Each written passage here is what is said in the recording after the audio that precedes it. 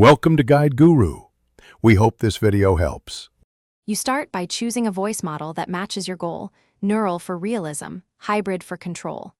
Record a reference take immediately. You need a baseline for timing and emotion. Once done, annotate your script with pauses, emphasis, and target pitch. Make sure your environment is quiet. Close windows, disable fans, and place mic 0, 5 to 1 meter from your mouth. This first actionable record gives the AI a concrete example to match. So get clean audio and clear intent. Now import your script and the reference take into the AI editor. You will adjust style sliders, warmth, pacing, breathiness, until the preview sounds human.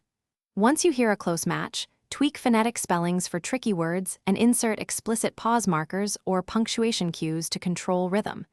Make sure to compare multiple render presets and render short segments at full quality. This saves time.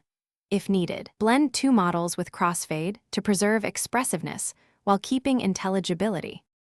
Finish by rendering the full voiceover at the target sample rate, 48 kHz for video workflows, 44. 1 kHz for audio projects, and export lossless WAV or FLAC. Once exported, listen through headphones and compare to your reference for timing and emotion. If the voice sounds synthetic, reduce model intensity or re-record a short, clearer reference segment and reprocess just that part. For persistent artifacts, clear the tool cache or use a slightly different model. This one troubleshooting step fixes most synthesis issues.